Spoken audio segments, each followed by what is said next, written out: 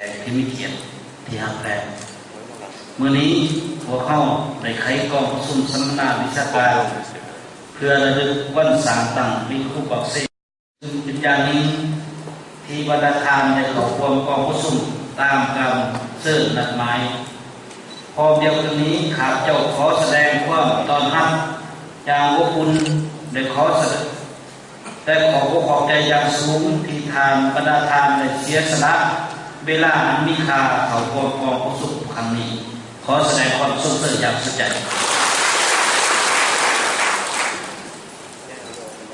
บรรดาทานที่เคารพและนับถือทั้งหลายดังที่พวกเข้าพูดกันว่าอาชีพคู่เป็นอาชีพหนึ่งในหลายอาชีพที่เก่าแก่ที่สุดในโลกคู่ได้มีภาระบทบาทประกอบส่วนของตนที่สำคัญเขาในการพัฒนาการศึกษาวิทยาศาสตร์และสังคมด้วยการจัดตั้งการศึกษาอบรมและสั่งสอนผู้เรียนให้พัฒนาการอย่างเหมาะสมเพื่อกลายเป็นทรัพยากรมนุษย์ซึ่งเป็นทรัพยากรที่มีบทบาทตัดสินให้แก่การพัฒนาเศรษฐกิจสังคมของประเทศชาติ